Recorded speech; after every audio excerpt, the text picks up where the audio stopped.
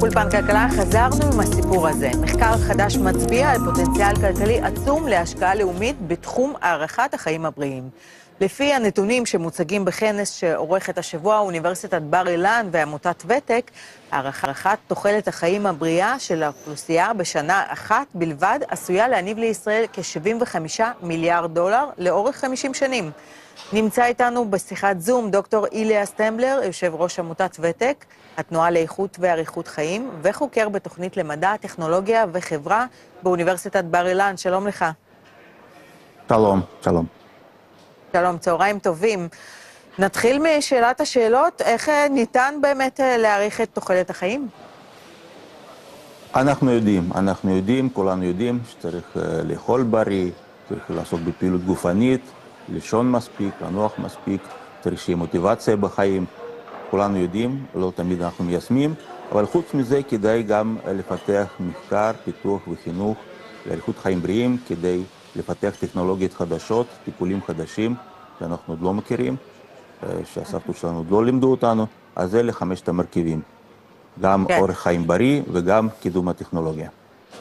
כן, מעניין, רשמתי לי. עכשיו, איך מתרגמים הערכת תוחלת החיים לכסף? המחקר שלכם בעצם מצביע על כך שאם מעריכים את תוחלת החיים של האוכלוסייה, אז התל"ג של המדינה יוכל בעצם להרוויח לא מעט כסף, עשרות מיליארדי דולרים בשנה. ברור מאוד.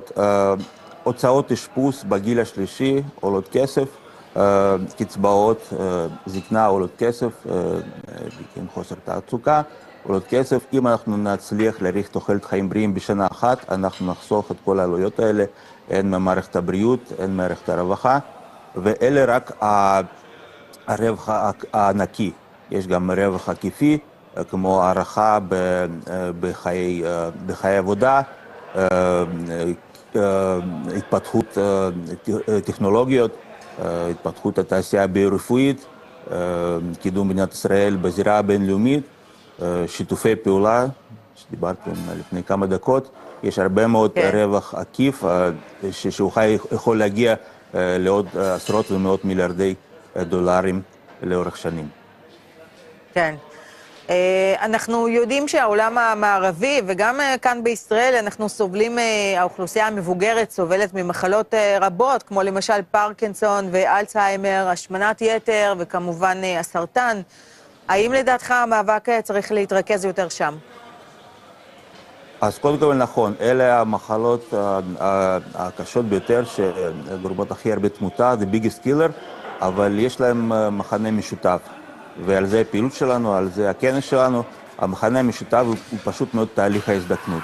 אם אנחנו נדע בתהליך ההזדקנות, כי גורם העיקרי למחלות האלה, אנחנו נדע למנוע את כל המחלות האלה בבת אחת. שוב, כי יש להם גורם אחד שהוא משותף. אז זה הנושא העיקרי של תחום שנקרא Geoscience, זה התחום העיקרי של תחום שנקרא Longevity Medicine או Health Longevity Medicine.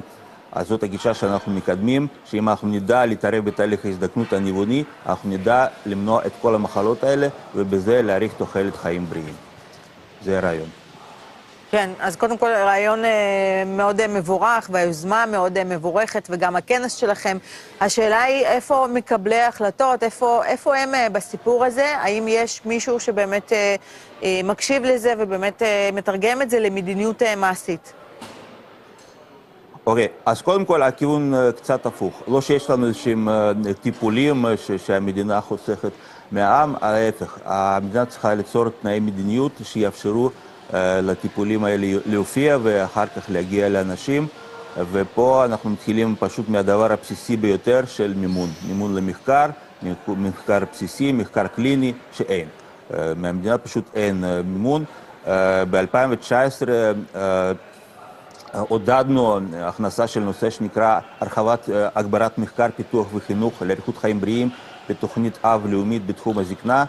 הייתה תוכנית כזאת של הכנסת ב-2019 שאף אחד לא זוכר, כי הייתה קורונה ומלחמה וכמה בחירות, אבל יש תוכנית כזאת, ולפי התוכנית הזאת יש כמה פעולות מדיניות שצריך לעשות. קודם כל להגביר את התמיכה במחקר, פשוט להקצות תקציבים, להעלות את החיוך, גם חיוך, להעלות את גם החינוך חיוך, בנושא. כן, גם חיוך, כן. זה בא ביחד, חינוך וחיוך, בכל הרמות, מהגן, ללמד אנשים מה זו זקנה, למה אנחנו צריכים להתכונן, וכמובן גם במסגרות חינוך אקדמיות ומקצועיות, שגם אין. אם יש קורס בחקר זקנה זה דבר נדיר מאוד. ודבר שלישי, לבנות מערכות ציבוריות למניעה, שזה אומר לפתח מדדים להזדקנות, גם ככלי כדי להעריך את הסיכוי לתחלואת ההזדקנות, וגם ככלי, וזה חשוב עוד יותר, ככלי להעריך את היעילות של ההתערבויות. זה פשוט אין. צריכים לפתח ולצריך מחקר ולצריך מימון למחקר. אז זאת פחות או יותר התוכנית של 3 שלבים. אנחנו מזכירים אותה כאן בכנס, לכן השם של הכנס שלנו הוא Enhancing Research, Development and Education for Health Longevity, הזכר לאותה תוכנית להגברת מחקר, פיתוח וחינוך לאריכות חיים בריאים, ואני מקווה שאם נתחיל מזה, לפחות נחיה את התוכנית הזאת, אנחנו כבר נתקדם מאוד לכיוון אריכות חיים בריאים. דוקטור איליה סטמבלר, אני חושבת שגם לא פחות חשוב ממימון המחקר, חשוב גם להגביר את המודעות של הציבור. איך עושים את זה? לגמרי, אז זה החלק של החינוך. לא שכחנו על זה, זה החלק של החינוך. אנחנו צריכים להגביר את החינוך לאריכות חיים בריאים, כמו שאמרנו, בכל הרמות, מהגן, כי מניעה מתחילה, אפשר להגיד, מילדות אפילו. אז מגיל צעיר צריכים לחשוב על תהליך הזדקנות, שזה יגיע, שצריך להתכונן, שצריך למנוע מחלות זקנה, גם באורח חיים בריא, אבל גם בקידום חינוך מדעי. חשוב לקדם את שני המרכיבים האלה. חלק מהאנשים חושבים שאורח חיים בריא זה מספיק, לא. גם כדי לשמור אורח חיים בריא אנחנו צריכים רפואה מותאמת אישית, ולזה אנחנו צריכים מחקר. אז גם מחקר וגם חינוך לאורח חיים בריא הולכים יד ביד. כן. דוקטור איליה סטמבלר, תודה רבה לך על השיחה הזאת. תודה לכם. תודה רבה.